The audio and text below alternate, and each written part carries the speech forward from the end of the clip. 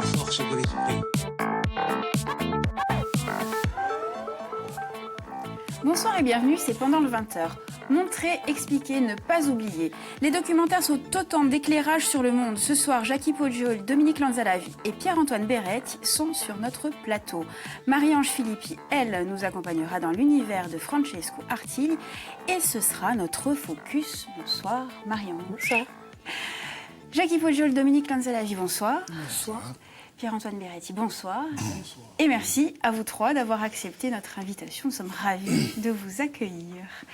Alors, vous êtes tous trois auteurs et réalisateurs de documentaires. Alors, la première question, toute simple et premier tour de table, qu'est-ce qui vous a poussé vers ce mode d'expression, cette production si particulière? On commence avec vous, Dominique Lanzalavi. Mais moi, à la base, j'étais journaliste, donc c'est vraiment l'envie d'aller un peu plus loin dans les sujets, d'approfondir les sujets.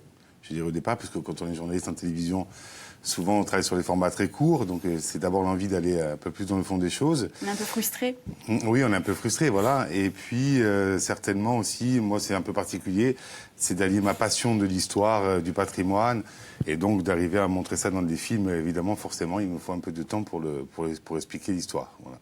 Jackie Poggioli, même question. Moi, j'ai le même parcours que Dominique. Je suis journaliste, donc j'ai commencé dans la presse écrite. Et quand je suis arrivée à France 3 Corse, ça a été tout de suite pour des magazines de la rédaction, pour des documentaires qui étaient plus courts que ce que j'ai fait aujourd'hui pour Diane. C'était pour des 26 minutes, voire des modules plus courts aussi, des 12 minutes. Donc c'est l'envie effectivement d'aller dans des investigations plus longues que le module Actu, le module JT, qui est entre 1 minute 15, 1 minute 30, qui est un petit peu frustrant quand on veut développer certaines investigations, certains sujets. Donc c'est pour ça que j'ai opté en fait dès le début pour le format du documentaire. Pierre-Antoine. Moi, je ne suis pas du tout journaliste. J'ai enseigné longtemps. Puis ensuite, je me suis reformé à la suite d'un ESS en communication. J'ai fait un stage et j'ai atterri dans le bureau de Diane, accueilli par François Diane. Et bon, il y avait Jackie, je ne sais pas si elle était encore, mais elle devait venir plus tard, Paul Philippe, etc. Et qui m'ont dit, tu veux pas essayer, Marie-Pierre Val, essaye un peu de faire... J'ai commencé par des petits sujets. Et puis un jour, j'ai eu l'occasion de faire 26 minutes, et puis après 52 minutes. Et voilà, ça a été un petit peu, pas un hasard, mais un concours de circonstances qui a fait que c'était pour moi un moyen d'expression qui m'a intéressé. Voilà. Alors justement, en quoi le documentaire raconte les choses différemment? Moi, déjà, je serais tenté de dire, sans beauté en touche, mais je veux dire, chacun a sa vision du documentaire. Je pense qu'un journaliste, enfin, ils le diront mieux que moi, va avoir une approche particulière, et quelqu'un qui est plus, je dirais, qui se considère plus comme auteur, entre guillemets, va avoir une espèce d'interprétation, je dirais, créative du réel. Je crois que d'ailleurs, il y a quelqu'un qui a nommé le documentaire comme ça, une interprétation de la créativité, une interprétation créative du réel. Parce que finalement, on part de faits, mais en tant qu'auteur, moi, je n'ai pas la rigueur du journaliste et je ne vais pas aller vers les faits précisément. Je vais faire une approche, c'est une espèce d'instantané. Je vais prendre une photo, un témoignage. À partir de là, sur un thème, moi en particulier, c'est un peu plus les portraits que j'aime bien. Donc à partir d'un personnage ou d'un ensemble de personnages, on va essayer de les évoquer, mais un peu avec mon prisme personnel, en fait. Voilà. Pour les journalistes que vous êtes? Non, mais c'est vrai que là, pour le coup, on n'est plus journaliste. Enfin, moi, en tout cas, je ne suis pas forcément journaliste. Je le suis dans la volonté, parce que je suis formaté comme ça, non seulement en tant que journaliste à la base, mais aussi d'historien de formation, de valider mes informations, de faire attention à ce que je dis. Mais par contre, dans nos films, on a un espace pour la subjectivité. Je dirais, c'est là où on quitte un peu l'habit du journaliste, on donne notre avis dans l'écriture, on peut s'investir personnellement. Avec le sujet, la distance se réduit avec le sujet? C'est le sujet déjà qui nous touche, on les choisit, on travaille 1 an, parfois 2 ans sur un sujet, c'est un peu comme au cinéma, pour le coup, c'est du long terme, il faut vraiment être passionné par son sujet pour s'investir dans un film. Et qu'est-ce qui fait qu'un sujet est bon, Jackie Poggioli? Je pense que n'importe quel sujet peut être bon à partir du moment où il est bien traité. C'est plutôt le traitement qui fait la différence. Maintenant, on peut effectivement être plus intéressé par des sujets d'actualité, par des thèmes aussi de société qui touchent vraiment particulièrement donc le public qui nous touche aussi. Donc ça dépend. Moi, je pense que c'est très subjectif là aussi. Hein. Et l'intérêt du documentaire, c'est qu'effectivement, on peut choisir des modes narratifs différents. On peut avoir une appréhension donc du sujet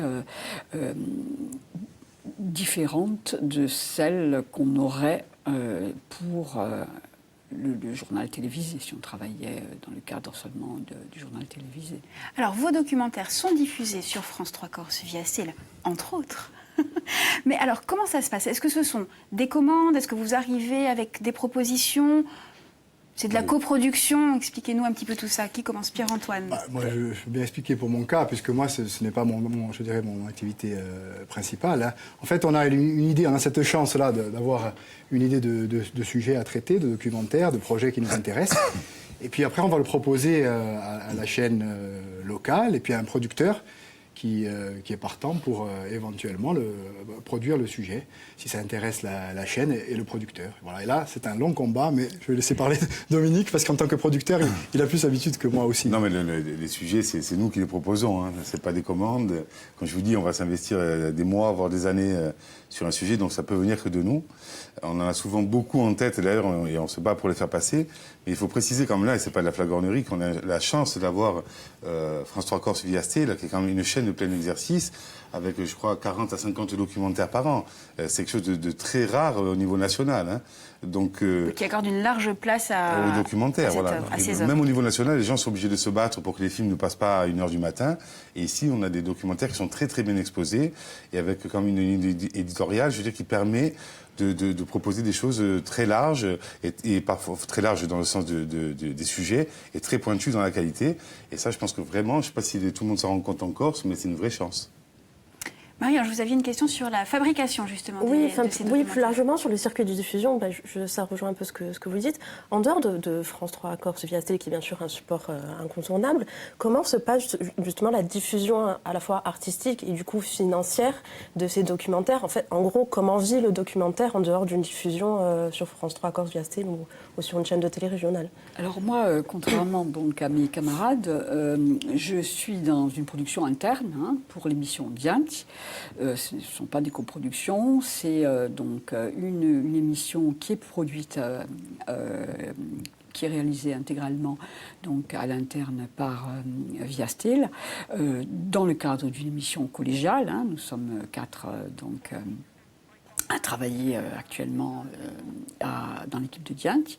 Alors le problème pour nous, c'est qu'en dehors de Viastel, justement, on n'a pas pour l'heure de diffusion possible sur l'antenne de France, en dehors de Viastel, sur l'antenne de France Télévisions. Donc c'est d'ailleurs un des combats, un des objectifs que s'est fixé le nouveau directeur de notre antenne de Viastel, Philippe Martinetti, parce que effectivement ça nous enferme un petit peu par rapport aux coproductions, puisque les coproductions, elles, ont accès à cette diffusion, et ce n'est pas notre cas. Donc voilà, c'est un des objectifs, je pense qu'il faudra arriver à dépasser pour pouvoir capter une audience différente de celle de Viastel. Jackie, on reste avec vous, puisqu'on va regarder un extrait de votre documentaire Bonifacio de Sperone à Cavallo. On regarde tout de suite. Du ponton de Piantareda, tout près de Sperone, la navette Princesse Impériale assure les liaisons avec Cavallo, à 2 km. Prix du billet aller-retour, 30 €. La navette appartient à l'ASIC, l'association des copropriétaires de l'île. Jusqu'à 2010, ils étaient les seuls à pouvoir l'utiliser avec leurs invités et leurs employés. Fini cette situation, trop ouvertement polémique.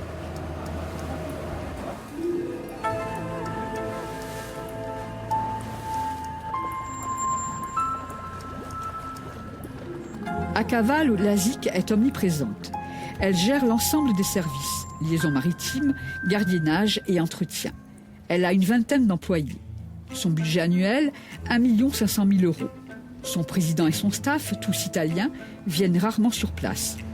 L'intendance est assurée par le seul Corse occupant un poste de responsabilité, Michel Orlanducci, directeur technique. Ni lui, ni sa hiérarchie n'ont accepté d'interview. Sans l'accord de la ZIC, s'aventurer au-delà du rivage est un délit pour les personnes n'ayant pas de résidence à Cavallo, Bonifacien y compris. L'intérieur de l'île, habité seulement l'été, est propriété privée. Jackie, vous aviez annoncé votre venue pour ces images, pour cette séquence? Oui, on est obligé.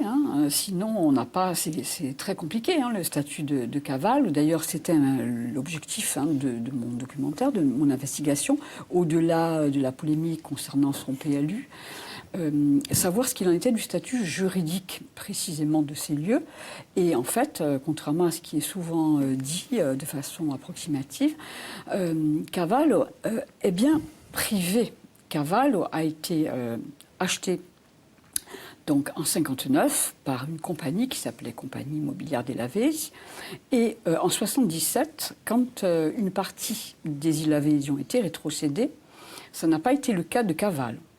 Donc, très concrètement, Cavallo est une île privée. Ce qui ne veut pas dire qu'elle ne dépend pas, c'est le cas, donc, en tous les cas, pour tout ce qui est île privée de la République française, elles dépendent de la loi du pays. Ce ne sont pas des îles indépendantes, elles dépendent de la loi donc, du pays où elles sont situées, mais la réalité, c'est qu'à Cavallo, donc, il n'y a pas de sentier communal, il n'y a pas de sentier du littoral, à part le bord de mer et encore, on sait qu'il a été amputé par de nombreuses constructions, etc.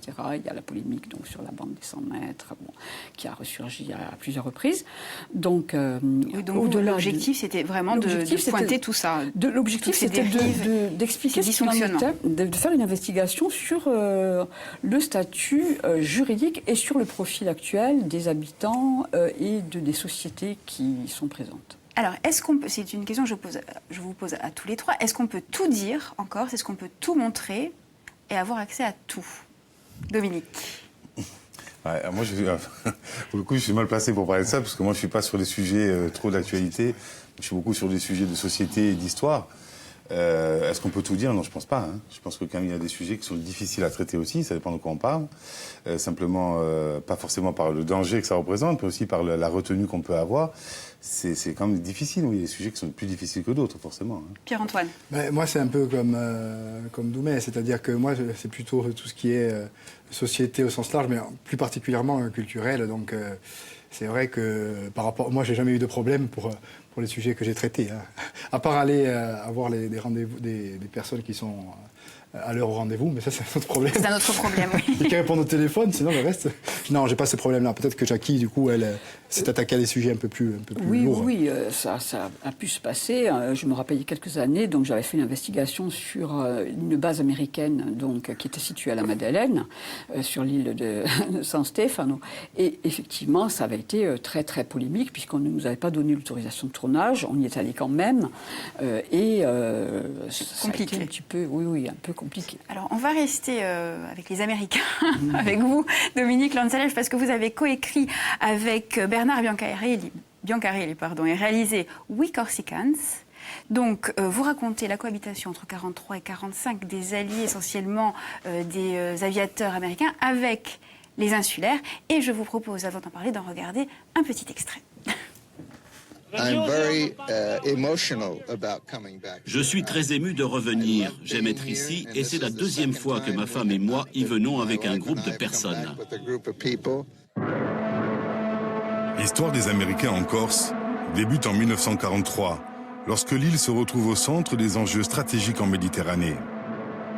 Face à l'avancée des forces alliées qui remontent d'Afrique du Nord, l'Italie capitule le 8 septembre et se range à leur côté. Le lendemain, les Corses, occupés par 80 000 soldats italiens et quelques milliers d'Allemands, déclenchent alors un mouvement insurrectionnel. Les résistants remplacent les institutions de Vichy. Soutenus par les Italiens et par les troupes françaises venues d'Alger, ils vont tenter de freiner les Allemands, qui remontent de Sardaigne pour rejoindre l'Italie. Après avoir détruit les voies de communication derrière eux, les Allemands parviennent à quitter Bastia, le 4 octobre 1943. Pourtant, Le même jour, l'aviation américaine mal renseignée bombarde la ville par erreur. Bastia est dévastée. Mais la Corse devient le premier département français libéré. Ça, c'est... Dominique. Alors, il y a beaucoup d'images d'archives. Est-ce que c'est un travail... Comment s'organise le travail de collecte de ces images? Alors, il y a deux façons de procéder. Hein. C'est un métier. Il y a un métier qui s'appelle documentaliste. Hein. Donc, c'est un vrai métier. C'est des vraies recherches. Ça peut être même un métier qui concerne l'international, selon les sujets. Bon, en Corse, un peu moins, parce qu'on a aussi moins de budget pour les archives, mais les documentalistes se déplacent parfois dans le monde entier pour trouver des images. Moi, souvent, j'ai tendance à le faire un peu moi-même. Ça me passionne, la collecte des images. Là, il se trouve que dans ce film, c'est très particulier, puisque si on a pu faire ce film, c'est en grande partie grâce au travail de Dominique Tadei, qui est un passionné de cette histoire, qui a écrit 2 livres, We Corsicans et USS Corsica, et qui depuis 20 ans fait de la recherche d'archives. Donc grâce à lui, on a pu, et aux gens qui l'entourent, parce qu'il y a beaucoup de passionnés qui l'entourent, on a pu récupérer beaucoup d'images inédites, notamment aux États-Unis, aux archives du NARA, et ça c'est formidable, dont une où lui-même est à l'intérieur, il est enfant, donc après 20 ans de recherche, il a trouvé une archive d'un Noël 1944, que les Américains avaient organisé dans son village de Miachar, et on le voit lui-même à 4-5 ans, donc il y a une émotion extraordinaire dans cette archive, et c'est comme une récompense un peu de tout le travail qu'il a fourni depuis 20 ans. Alors, on continue sur notre lancée avec vous, Marie-Ange, Oui. et un autre auteur-réalisateur, Francesco Artigli. Oui, alors je voulais évoquer son travail parce que je trouve qu'il a d'abord une esthétique remarquable. C'est un jeune réalisateur et qui a pas mal de sujets pertinents. Il avait traité par exemple de la désertification du centre-ville et des commerces, des petits commerces qui fermaient dans la ville de Bastia avec le entrée en ferme. Et aujourd'hui, je me suis intéressée à son film qui est sorti en 2016, son documentaire Saintown Project. Alors c'est un documentaire sur un mouvement artistique à Baltimore, dans le quartier de Saintown. C'est pas anodin que ce soit Baltimore. C'est bien sûr la ville aux États-Unis, décor de la série mythique The Wire. C'est aussi une des villes les plus criminelles. Et le quartier de Saintown, c'est là où est mort Freddie Gray, le jeune homme assassiné par la police. C'est le quartier vraiment qui cristallise tous les problèmes des États-Unis, qui est le symbole de la pauvreté, des criminalités. Il y a à peu près 3% de la population tous les maux de la société américaine. Complètement, oui. 3% de la population, rien que de ce quartier qui est en prison. Et donc, Francesco Artigli suit un groupe d'artistes muralistes qui, en fait, par l'art, abordent les sujets les problèmes de leur quartier. Et en fait, on s'aperçoit au fur et à mesure de documentaires que cet art permet d'exorciser ces espèces de traumatismes sociaux qui vivent depuis des années. On en regarde la bande-annonce. Allez. There was a time when my ancestors were considered less than human. So if my ancestors were considered less than human, then what do you consider their offspring and their descendants? At what point were my ancestors' descendants given first-class citizenship and full validation as humans? And I can't think of a time in the history of this country where my ancestors, colleagues, my contemporaries have been given and or bestowed first-class citizenship and full humanity in this country. So my message in my artwork and otherwise is to communicate that regardless of your background, regardless of your life circumstances, you are no less human than anyone else. Alors dans ce documentaire, ce qui est intéressant, c'est en fait il y a 2 fils d'Ariane qui se croisent. La création bien sûr des artistes et des grandes fresques, notamment en hommage à Freddie Gray, et aussi le travail de Léa Euzan-Pierre, qui est une photographe qui est partie avec Francesco et qui a eu un projet photo qu'on verra peut-être un jour. Et en fait, donc à partir de là, on voit que vraiment l'art agit comme un lien social, c'est-à-dire que il y a une relation bien sûr entre les artistes et leur œuvre, mais aussi se créent des relations avec Léa. Et il y a une espèce d'amitié artistique qui se lie, qui se fait entre les artistes du collectif et cette jeune photographe entre Européens et Américains, entre Afro-Black et Corse pour aller vite. Et alors il y a des plans très serrés, très colorés et en filigrane, bien sûr, tout au long du documentaire, vous l'aurez deviné, la question c'est l'identité. Je ne vais pas révéler comment se déroule le documentaire, il faut le voir. Mais alors c'est une question que traite souvent Francesco Artigli et dans son nouveau documentaire, il est question de ça aussi puisqu'il traite avec On m'a donné la terre du retour d'un jeune détenu en Corse qui, après le décès de son grand-père, décide de cultiver sa terre. Et c'est d'ailleurs en ce moment même au Palais des Congrès, en avant-première, dans le cadre du festival Ciné-Passion, mais je pense qu'on pourra le revoir dans d'autres festivals et pourquoi pas sur France 3 Corse via Style. Pourquoi pas. Pierre-Antoine Beretti, la qualité d'un documentaire, elle se juge aussi à la qualité de ses témoins et à la force des témoignages.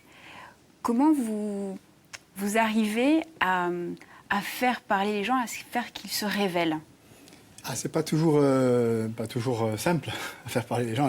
Le dernier documentaire sur lequel j'ai travaillé, c'était les Tiama Dialesi. Donc là aussi, les gens m'ont dit « Mais pourquoi les Tiama Dialesi ?» J'ai dit « Parce qu'il y a très très peu de choses qui ont été faites sur eux au niveau documentaire. Et que je trouvais qu'un groupe qui avait 40 ans d'existence, parce qu'il y avait ce côté un peu patrimonial. Alors de l'idée était plutôt intéressante, elle a intéressé pas mal de monde, donc le producteur, Dominique, la chaîne. Mais à un moment donné, quand il a fallu aller vers les gens, que je connaissais pas bien, donc ça a été un peu compliqué. Donc ensuite, je pense qu'il faut qu'ils nous fassent confiance. Il faut faire confiance. Je ne sais pas comment vous travaillez, mais il y a beaucoup de travail en amont, en expliquant ce qu'on veut faire. Beaucoup de travail d'enquête sur le terrain, de coups de téléphone, de discussions, d'écriture, boire des cafés, etc., boire des apéros, voir les gens. Ça prend du temps. Ça prend du temps, je pense. Voilà. Et après, à partir du moment où ils sont en confiance, je crois que je serais tenté de dire que le film, pratiquement, est tourné. À partir du moment où on a la confiance. Moi, je le vois comme ça. Je ne sais pas, peut-être que Jackie et Doumé voient les choses autrement. Pierre-Antoine, je vous coupe. On regarde un extrait de votre documentaire sur Tiama Dialesi.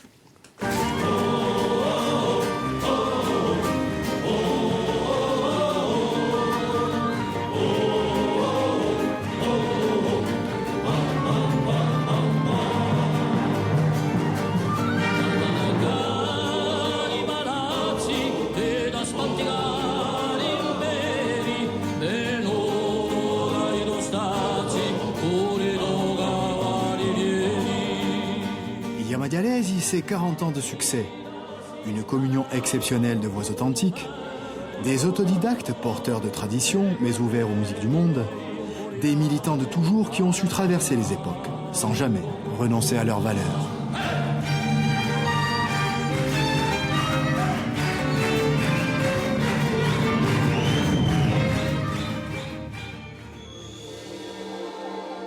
Tiama Dialesi, un néologisme signifiant les voies de l'ère de battage du blé, un nom étrange tant de fois écorché, et un groupe culte formé en 1977, devenu référence pour la jeune génération. Alors, Pierre-Antoine, là, on ne le voit pas évidemment sur cet extrait, mais les témoignages sont en corse, sous-titrés. Quelle est la place de la langue corse dans vos films? Alors, Pierre-Antoine, on commence avec vous. Moi, le dernier que j'ai fait était tout en corse. Simplement, après, avec la charte, je dirais, de France 3, il y a une version avec les commentaires en français et une version tout en corse. Moi, c'est vraiment la première fois que je travaille comme ça. Et on essaye de mettre de façon naturelle avec les Tiama Dialesi, la langue corse s'imposait. Donc, on a fait des traductions en français pour que tout le monde comprenne. Mais il y a aussi une version entièrement en langue corse. Alors, je ne sais pas si elle sera diffusée ou pas, si elle est diffusée. Peut-être que Jackie en sait un peu plus que moi là-dessus. Alors, nous, c'est un peu particulier, puisque nous, à Diane, on est une émission historiquement consacrée à la langue corse.